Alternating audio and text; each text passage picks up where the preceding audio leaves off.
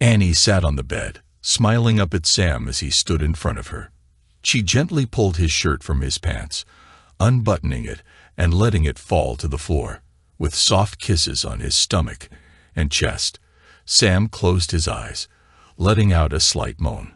Slowly, Annie leaned back, her smile lingering as Sam steadied himself by holding onto her shoulders, squeezing them tightly. After a moment, Sam collapsed onto the bed, catching his breath. Annie took the opportunity to undress and join him, lying close. She pulled Sam up the bed and kissed him deeply, then looked into his eyes and said, "Enough of this. I need you now."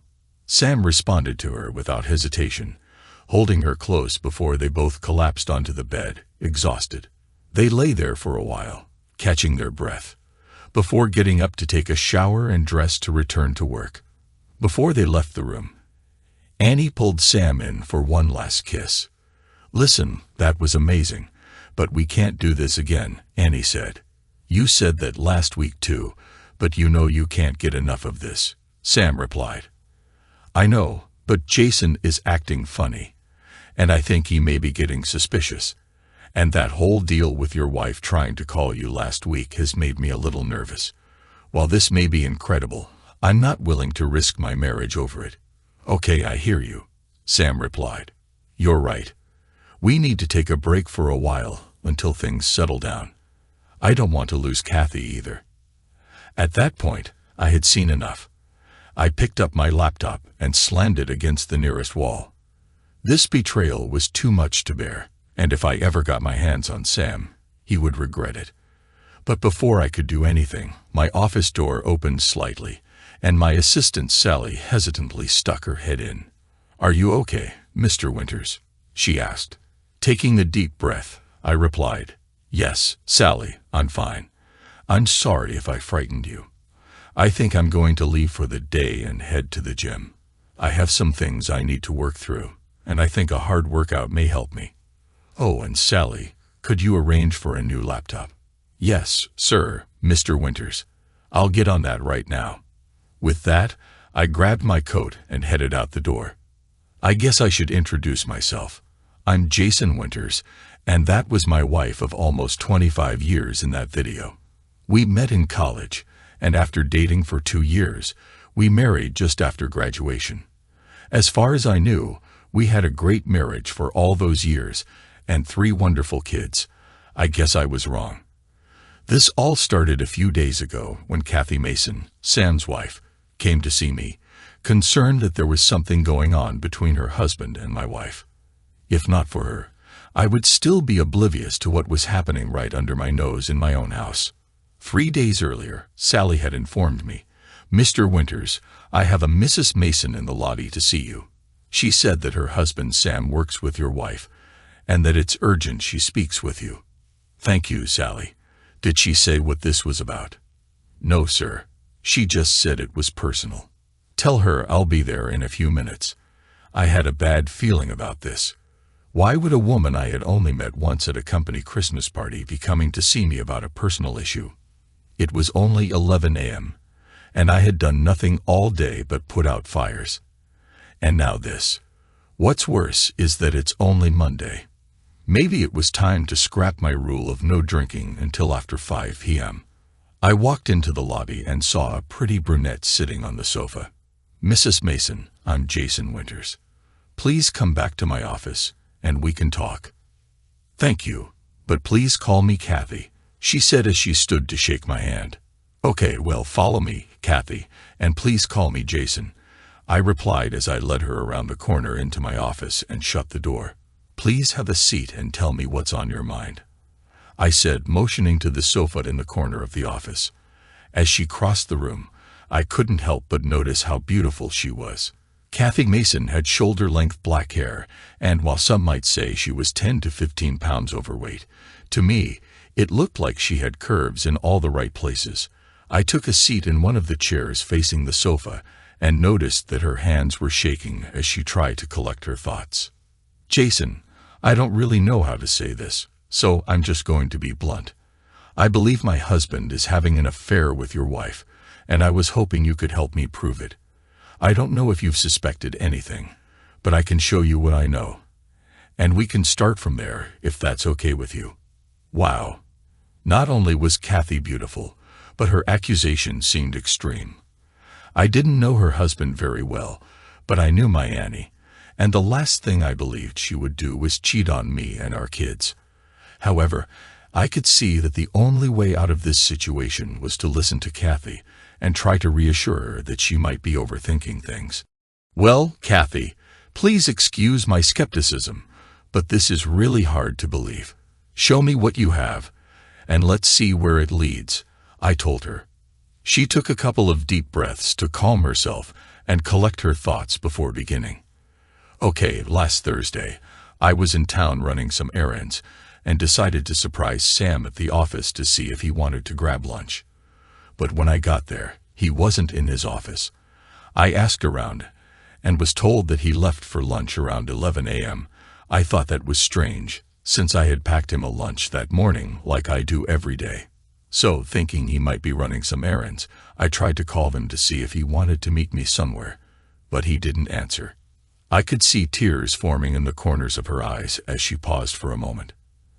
At this point, I knew I needed to get her through this story before she broke down. I handed her a box of tissues from the table and asked, "So, where does Annie come into this?" She wiped her eyes and nose before continuing. "When he still hadn't returned my call by the time I got home, I started to worry because that just wasn't like him. Then it hit me, about 6 months ago, when our oldest son started driving. I downloaded one of those apps that tracks your location by your cell phone. I knew it also tracked mine and Sam's phones, so I pulled up the app and found his location. It was at an address about 15 minutes from his office, in a neighborhood I didn't recognize. When I searched for that address online, your name came up, and I remembered you and your wife from the Christmas party. I was still skeptical, but the situation was becoming more suspicious. I would have to ask Annie about this later. So, Kathy," I asked, "did you ask Sam why he was at my house in the middle of the day?" "No, but let me finish," she replied.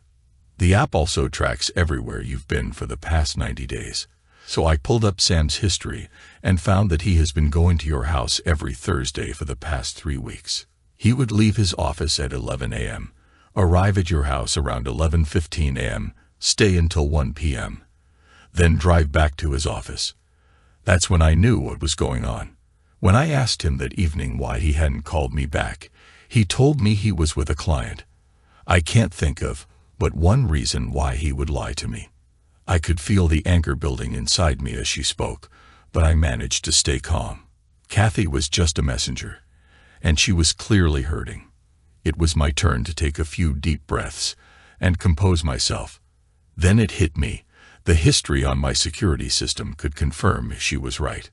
So I pulled up the system on my phone app and scrolled back 3 weeks. There it was. Annie had disarmed the system at 11:15 a.m., and rearmed it at 1 p.m. I found similar entries for the next 2 Thursdays, but nothing suspicious before that. Kathy sat there quietly crying while I paced the floor, trying to figure out what to do. Then I had an idea. I picked up the phone and called my friend Bill Stevenson. "Hey Bill, I know it's short notice, but could you come over to my office as soon as possible? I have an urgent matter I need your help with." Bill confirmed he would be there in about 10 minutes. I explained to Kathy that Bill was my security system contractor. I develop residential and commercial properties, and Bill installs the security systems for all my projects, including my house. My plan was to get photographic proof of whatever was going on before we confronted our spouses. Bill arrived as promised, and after I told him the situation, he laid out exactly what we needed to do if we were sure we really wanted to know the truth. "Just be certain this is what you want, Jason. Once you see the pictures, you'll never be able to get those images out of your head." I looked at Kathy, and she nodded in agreement. So I told Bill, "Let's do this, and let the pieces fall where they may." Bill explained that my current security system wouldn't be much help. The cameras inside the house were motion activated, but only when the system was armed, designed to ensure privacy. However, he could install small, high-definition cameras in whichever rooms I chose. I gave him the go-ahead, and he promised to get everything installed the next day after Annie left for work. The plan was to install 3 cameras, each in the master bedroom, the guest bedroom, and the great room. Bill promised he could set up the cameras to provide a 360-degree view of everything in those rooms. The cameras would be motion-activated and capable of automatically adjusting to capture clear footage at any time, day or night. The cameras transmitted a signal to a receiver that Bill installed in my attic, and I could monitor the feed through a phone app. The video would also be saved to the cloud in case I needed it later. Now, all we had to do was keep our cool for a couple of days and see what we uncovered. That was easier said than done. I kept myself busy with work, and even worked from my home office in the evenings after dinner to avoid lengthy conversations with Annie. Kathy had it a bit easier. Her kids were still at home, so she stayed busy with their activities. With 2 teenage boys, she was constantly running around, leaving little time alone with Sam in the evenings. At my house, it was just me and Annie, which made things harder. All our kids were off at college. Our daughter Savannah, a senior, and our twin boys, Mark and Jeff, sophomores. They all attended the same college where Annie and I met. I spent most of Tuesday and Wednesday evenings alone in my office, trying to figure out how to tell them about everything that was going on. Finally, Thursday arrived. That morning, Annie kissed me goodbye when I left, just as she had done every other day for the past 25 years. Since Monday, I had been trying to recall any strange changes in her behavior over the past 3 weeks, but there wasn't much. The only thing that stood out was that she had been more assertive in bed on the weekends, something unusual for her.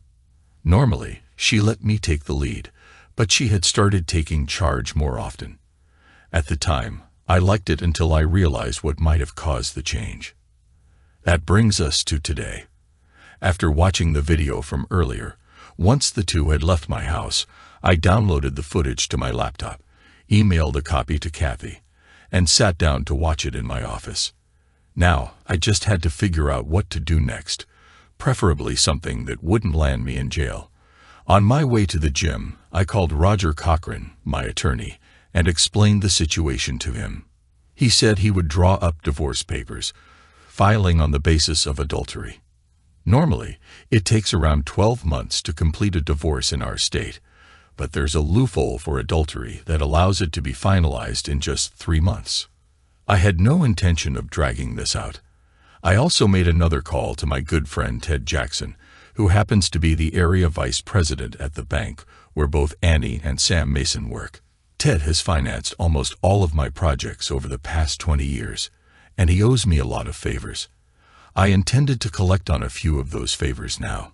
I explained what was happening, told him I would send him the evidence, and expressed my confidence that he would handle the situation appropriately for 2 employees engaging in an inappropriate relationship during work hours. He assured me he would take care of everything, and that I would be fully satisfied with his actions. 2 hours later, after a long workout and a shower, I knew I couldn't put it off any longer. I had to face Annie at some point. On the way home, I played a playlist on my phone and used some of the techniques I had learned in college while preparing for big football games. These techniques always helped me clear my mind and focus with laser-like precision on the task at hand. I pulled into the garage, parked in my usual spot, and headed into the house, where I found Annie in the kitchen working on dinner, just like every night. "Hi, honey, how was your day?" she asked, smiling at me over her shoulder. "Not great," I grunted as I dropped my briefcase and headed to the bar for a drink. "Oh, honey, I'm sorry. Is there anything I can do to help?" she asked. "As a matter of fact, there is," I replied. "Take a break and come into the den with me for a second. I have something I need you to see." She came in and sat beside me on the sofa, rubbing my thigh with her hand. "Okay, so what exactly is it that you want to show me?" I took out my phone, pulled up the video app, turned the volume up, and handed her the phone. She watched the screen for a moment, and then a look of horror crossed her face as she realized what she was seeing. "Oh," she mumbled, panic setting in as the video continued to play. "No, baby, please, I can explain," she pleaded, dropping my phone on the floor. "It's not what you think." That was it. At that moment, all the patience and self-control I had maintained throughout the week vanished, replaced by the hurt I had been feeling. I exploded. "What the hell is it that you want to explain?" "You don't have to explain anything to me. The video is pretty clear. It's blatantly obvious that I'm married to someone who has been lying and cheating, who cares more about some fling than about the man who has loved her for 27 years or her children." I calmed myself down and noticed that she was sobbing into her hands. "Please, Jason, I know I messed up badly, but please don't call me those horrible names. I'm so sorry. Can I make it up to you somehow?" "Call you names?" I retorted. "I'm not calling you names. I'm just stating the facts."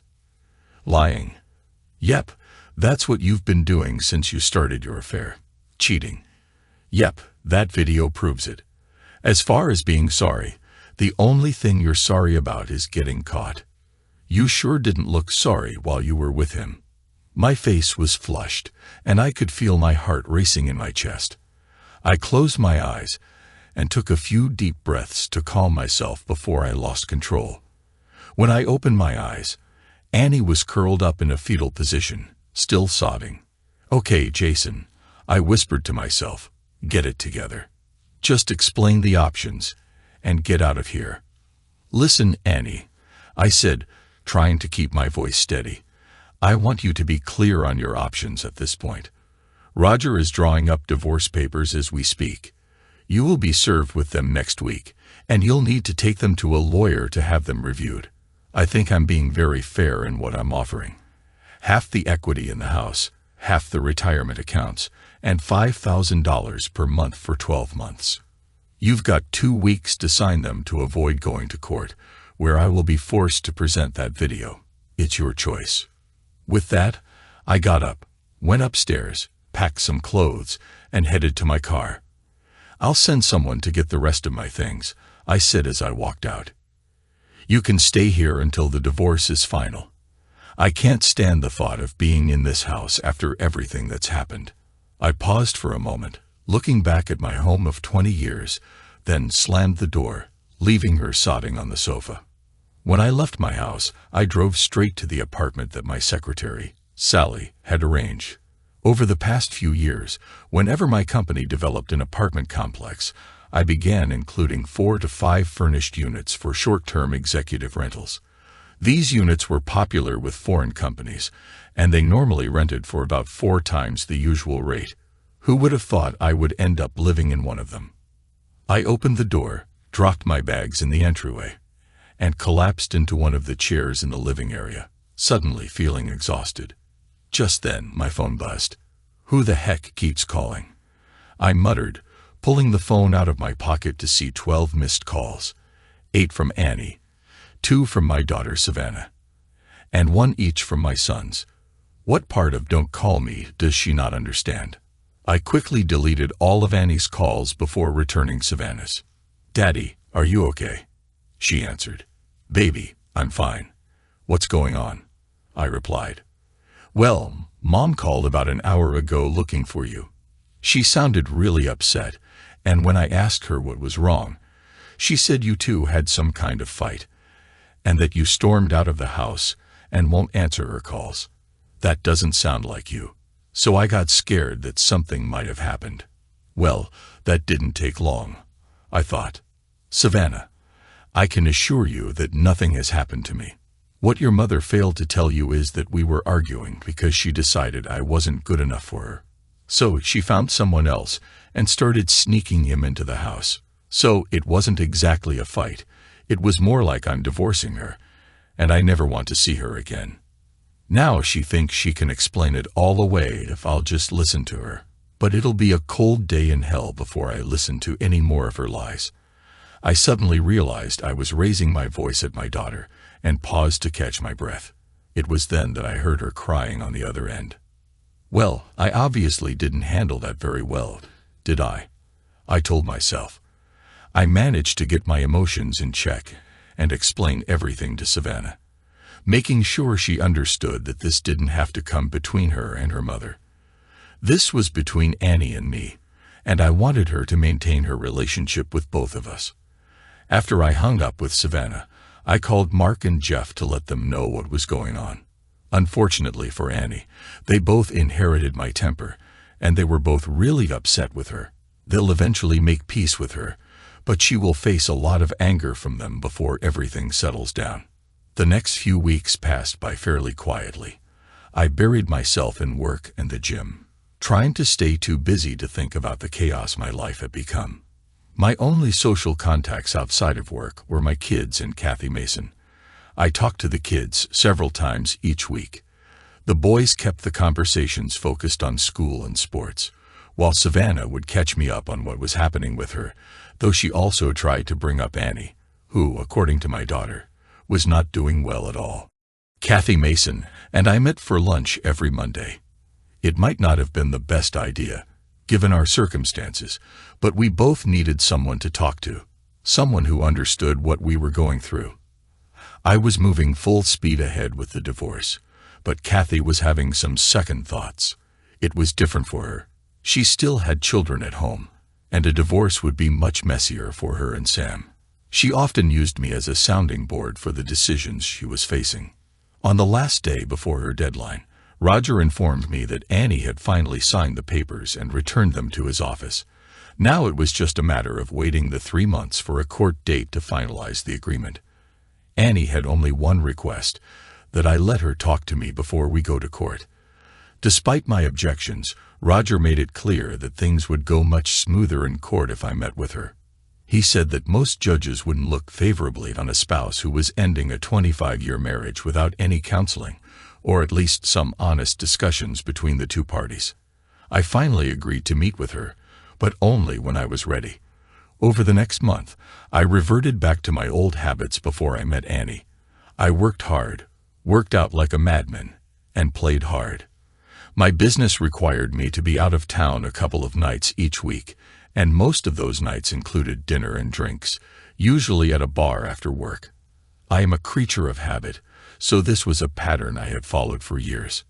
But normally, after a couple of drinks and some conversations with whoever was sitting near me at the bar, I would head back to my room and call Annie and the kids. There would sometimes be some harmless flirting with other patrons, but it never went beyond that.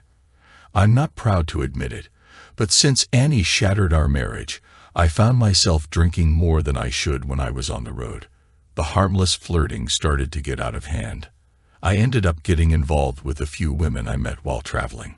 Some were single, and some were married, but I didn't care. I was furious with Annie for what she did, and I hated Sam for involving himself in my marriage. Now I had allowed myself to do the same thing to others. I was searching for anything to make the hurt go away, but nothing seemed to work. During this time, Kathy Mason and I continued to meet for lunch each week. We had even gone out on a few occasions in the evenings. We didn't call them dates, but we were both lonely, and sometimes you just need to spend time with a friendly face. It was certainly more satisfying to me than the brief encounters I had on the road. There was no romantic relationship, but I had kissed her goodnight a few times, lingering a little longer than I probably should have on more than one occasion. One Monday night, Kathy and I were out for dinner, and I noticed that she was quieter than usual, just picking at her food. It was clear something was on her mind. She finally stopped and looked me in the eye.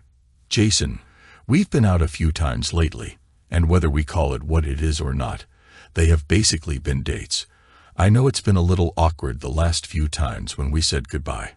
It felt like we both wanted more than just a kiss, but we were afraid to let things go any further. So I wanted you to know that I think I need for things to, how do I put this, move a little further along, at least physically."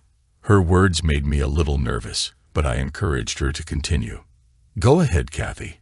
You know you can ask me anything." "Okay, here goes," she said, taking a deep breath. "As you know, Sam and I were high school sweethearts, and before all of this, we had only been with each other. I'm not sure if I can give him a second chance or not. Some days I want to try, and some days I just want a fresh start on my own. But I'm still a woman, and I still have certain needs, if you know what I mean. And I think you probably have some of those needs too. I nodded to show I understood as she paused to collect her thoughts. So, what I wanted to ask you is if you would be willing to help me with those needs. I know it sounds crazy, but there's no way I could ever just pick up a stranger. But you're my friend, and I trust you. Don't worry about hurting my feelings if you say no. I will understand. But I really think this is something that I need, and maybe it would be good for you too. For once in my life, I was speechless. That was the last question I ever expected to be asked. I carefully thought about how to respond before speaking. Kathy, wow, I'm certainly flattered that you feel comfortable enough to ask me to help you with this. Please don't take my hesitation to mean that I'm not interested. I think you are absolutely beautiful, and I've been attracted to you since you first walked into my office. My first instinct is to say yes, but I really need some time to think through all the implications before I give you a final answer. How about if I call you in the morning with my decision? Sure, I understand. I know this is a huge favor I'm asking, and I can certainly understand if you decide not to do it. I just didn't know who else I could turn to. After that, we finished eating and talked a little more before it was time to go. I promised to call her first thing in the morning with my answer. Deep down, I knew I was going to agree as soon as she asked. I had been imagining being with her for weeks now. I just needed to convince myself that I could go through with it, and then walk away afterward. I knew that if she decided to commit to her marriage after this, I couldn't see her anymore, not even for lunch. It dawned on me on the way home that evening that perhaps this could help us both move on. So I called her. Hello, she answered. Hey, Kathy. This is Jason. I've thought about what you asked, and my answer is yes, on one condition. There was silence for a second on the other end before she tentatively asked. So, what is this condition? Well, if we just met at my apartment or your house, it would feel too casual. I need something more to feel comfortable doing this. So the condition is that I think a change of scenery would do us both some good. If you agree to go away with me this weekend, I will agree to spend time together. Wow. Count me in, she replied. I was so sure you were going to say no.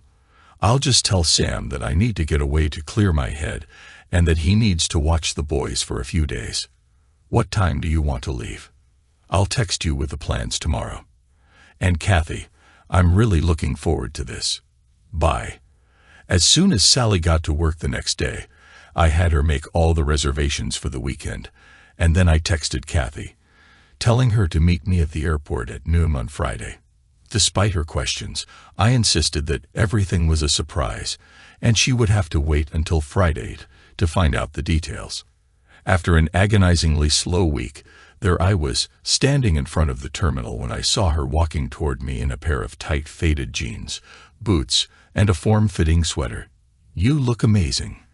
By the time we board our flight, I'll be the envy of every man in this airport, I said.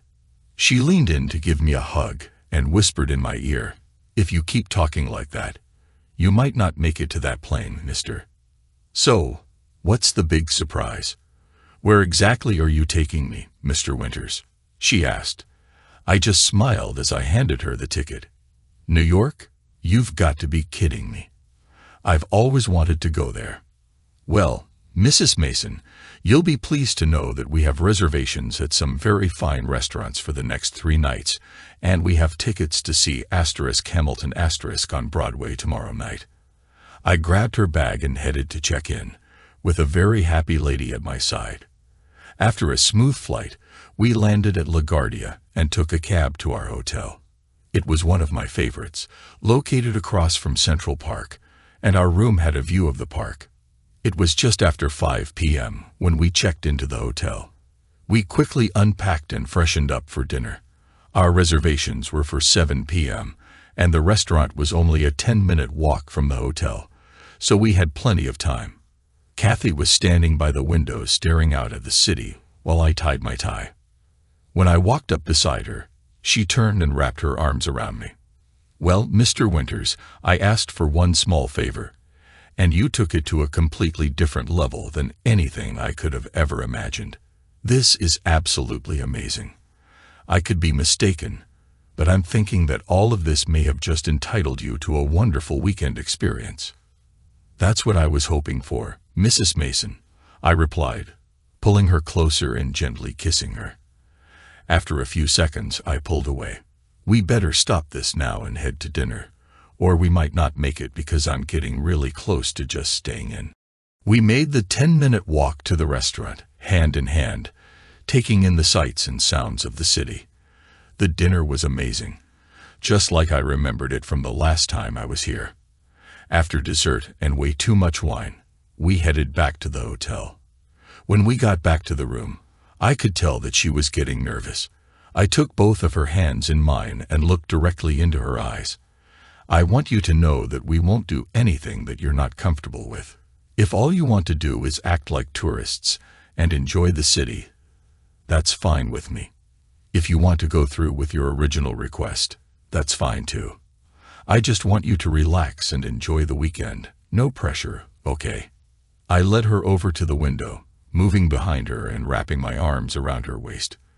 "I want you to look out at this beautiful city. This weekend is all about you. I want you to experience things you've never had before. Just try to relax and let me take care of everything." I could see the tears forming in the corners of her eyes. "No, Jason, I really want to go through with this, and I need it more than you will ever know. I'm just really nervous. I've only been with one man, and after all that's happened, I just feel so inadequate because I obviously wasn't able to keep him satisfied. Listen, Kathy, I think we're both in the same place. We both feel inadequate in different ways, but what they did is not about us. No matter what was lacking in our marriages, they didn't have the right to go outside of the marriage looking for answers. They should have addressed those with us. If anyone is inadequate, it's the two of them. Now, enough about them. Let's just enjoy being here and being with each other for the next few days." With that, I gently kissed the back of her neck, just behind her right ear. Kathy closed her eyes and leaned back into me, tilting her head, inviting me to continue. "That feels so good," she whispered, closing her eyes and relaxing into my embrace. We spent some time simply enjoying each other's company, the comfort of being close, and the warmth of the connection between us. Eventually, Kathy turned to me and said, "Why don't you get comfortable while I go freshen up in the bathroom?" I nodded and watched as she disappeared into the bathroom. I took a moment to reflect, thinking about how we had arrived at this point and how important it was to make sure she felt secure and respected. When she emerged, she looked more relaxed, her face showing a mix of determination and vulnerability. As the evening progressed, we continued to share the space, gradually easing into a closeness that felt natural and unhurried. It wasn't about rushing into anything, but rather about allowing the emotions and connection to guide us. We talked, laughed, and simply enjoyed being together, appreciating the comfort and companionship.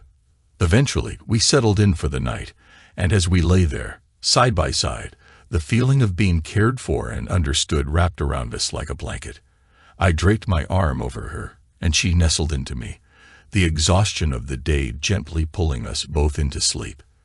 When I woke in the morning, I found myself in the same position, with Jason gently kissing my neck and caressing my leg. It was a tender and sweet way to wake up, and after a moment, I got up to take a shower. As I was nearly finished, Jason stepped into the shower with me, a playful smile on his face. We shared a lighthearted moment, washing away the remnants of sleep and getting ready for the day ahead. We had an absolutely wonderful day touring the city, followed by a fabulous dinner and a theater show, where we watched Hamilton. It was incredible, and by the time we returned to the hotel, it was after midnight. Still hyped from the show, we shared a moment of intimacy before falling asleep, satisfied and exhausted. The next morning, after I had finished my shower, Jason had just gotten in when the room phone rang. Surprised, I thought. Who would be calling us here? I hesitated for a moment before finally picking up the phone. Hello. Hello, I must have the wrong room. I was looking for Jason Winters. A female voice on the line asked. No, hold on. This is Jason's room. He's in the shower now. But I'll be glad to give him a message, I answered. Well, could you just go get him? This is his daughter, and there's a family emergency. I need to talk to him now. It's really important. Sure, let me go get him, I said, heading to the bathroom to get Jason. Jason, your daughter's on the phone. She said there's been some kind of family emergency and she needs to talk to you right now. I noticed the worry on his face when he heard that his daughter had called. I guessed she had no idea that we were here together. I'll be right there. I wrapped a towel around my waist, suddenly feeling self-conscious about the situation. I walked out to the bed, sat on the edge, and picked up the phone. Looking at Kathy, I took a deep breath before answering. Hello, Savannah. Hello, Daddy. Yes, dear, I answered. What's wrong? Daddy, it's Mark. He was in a car accident. Oh no. How is he? I asked, my heart sinking. He's going to be fine, but he's in bad shape right now. He has a concussion and some broken ribs, but the biggest issue is that he broke his leg and has to have surgery tomorrow. Listen, baby, I'm going to work on getting a flight out of here today, and I'll be there as soon as I can. Text me which hospital he's in, his room number, and I'll let you know my flight details as soon as I know them. Sure, Daddy. Oh, and Savannah, how are the rest of you holding up? I asked.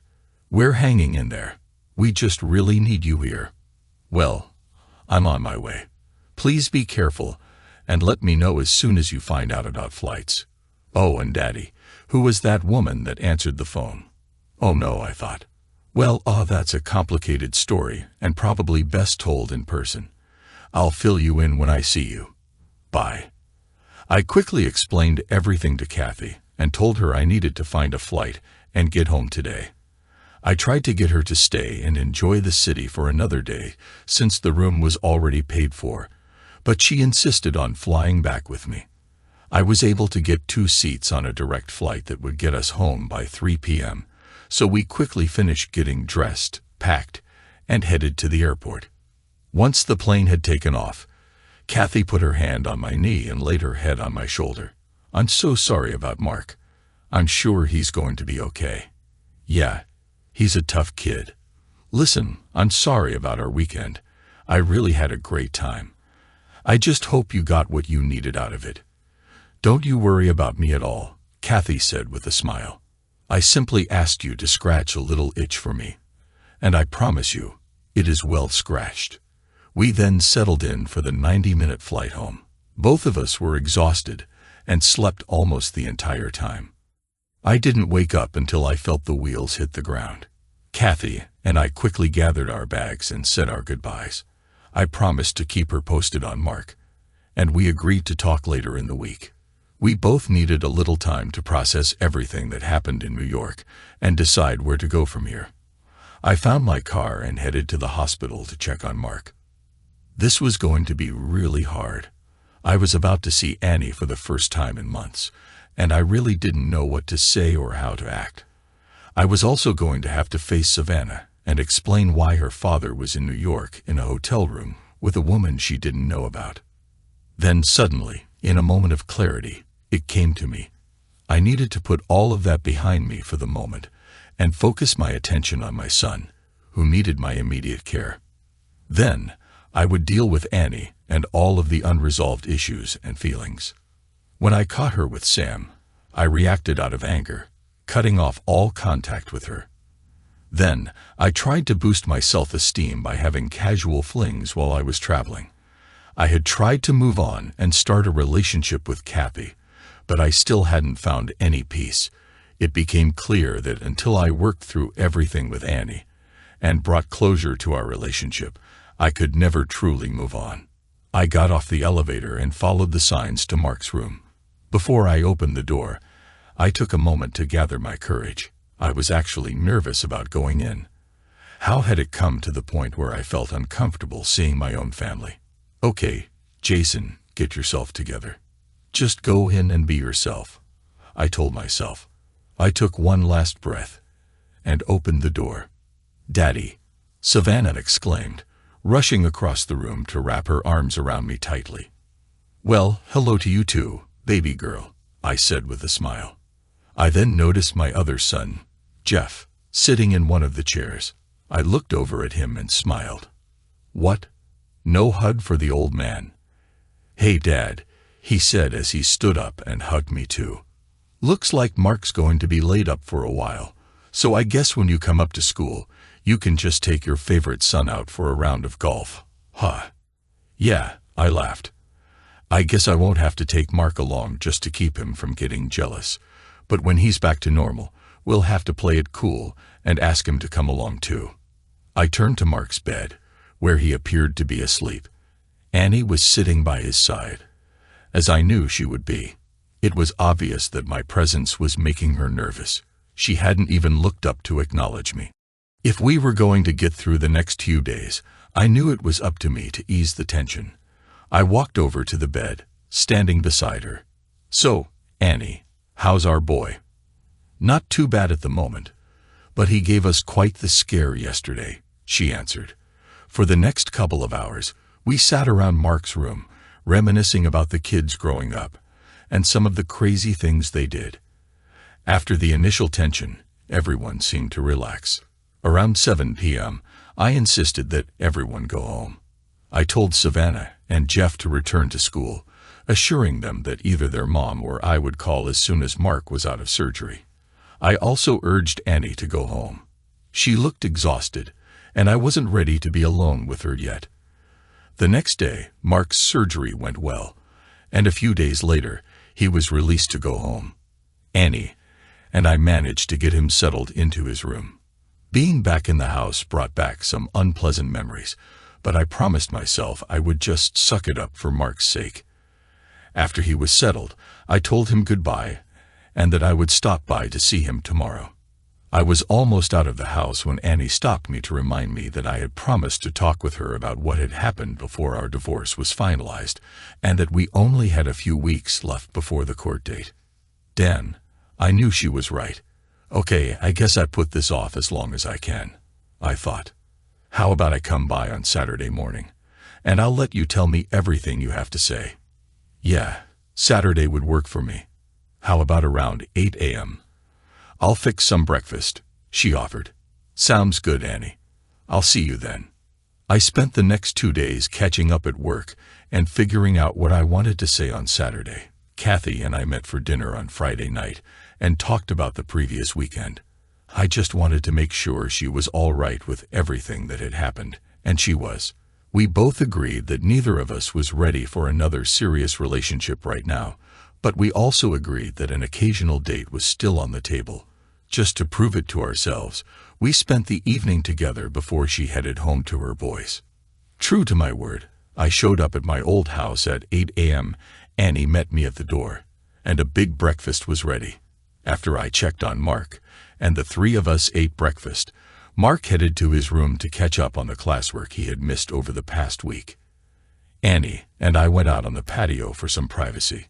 She sat there nervously for a few seconds, obviously trying to make sure she said everything just right. First of all, I need to tell you that I'm sorry. I'm sorry for what I did with Sam. I'm sorry for hurting you. I'm sorry for all the lies. You need to know that I realize this is all my fault. You did absolutely nothing to deserve what I did. I just want to try to explain why I did what I did. But please don't take any of these as excuses, because there is no excuse for what I've done. At this point, she paused to gauge my reaction. I just sat quietly, waiting for her to continue. This was her moment, and I still wasn't sure if I was ready to go easy on her. Her apology did mean something to me on a certain level, but I wasn't sure if I was ready to accept it yet. I had forgiven her weeks earlier, but that was more for my own sanity. I had been so wrapped up in my anger that it was making me ill at times.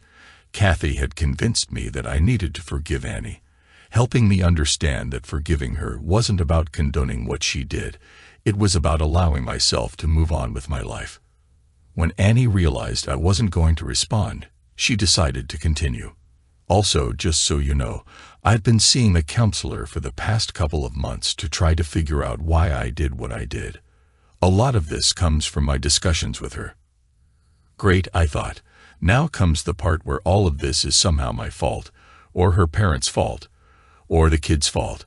I sat there for the next hour, letting her say everything she wanted to say, just as I promised I would.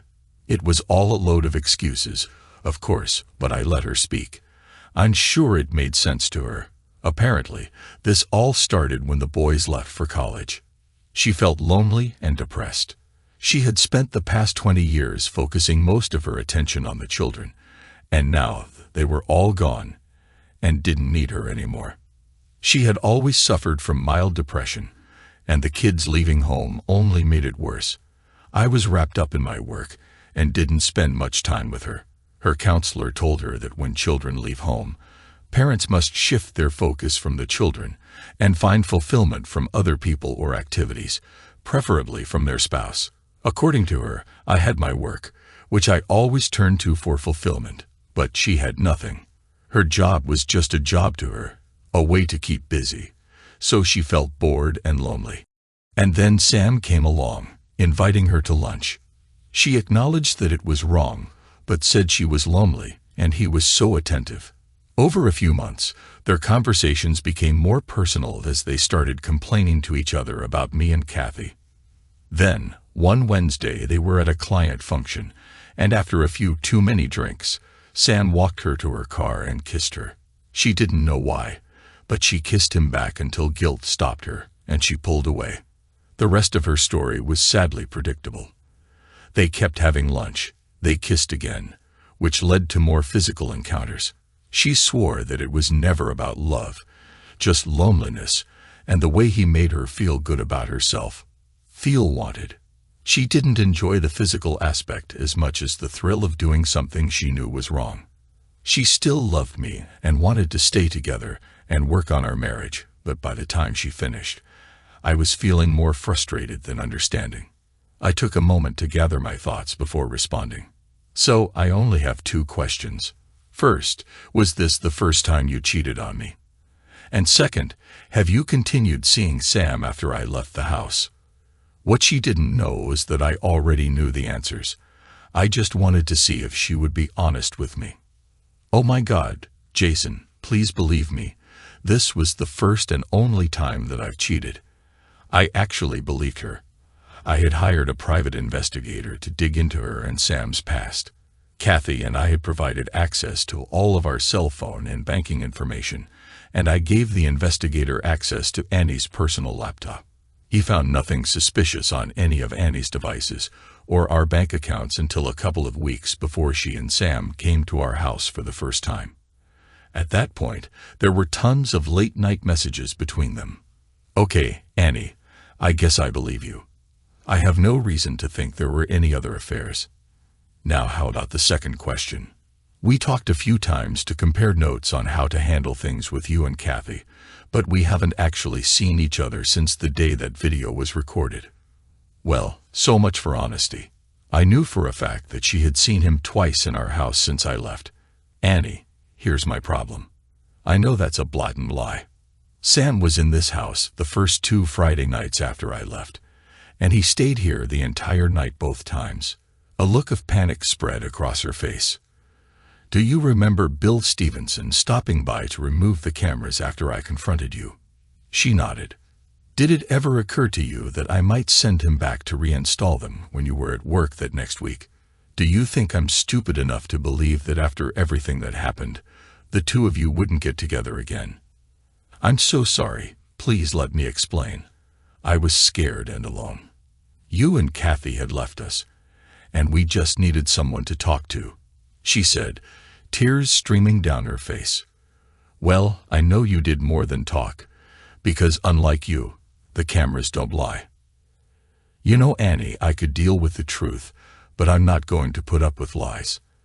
In the grand scheme of things, 2 more times might not seem like a big deal, but lying is a deal breaker.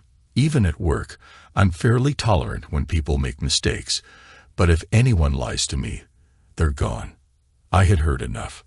Well, I kept my promise and let you talk, but you've proven that you're not ready to be completely honest. My suggestion is to let our divorce become final at our court date and move on.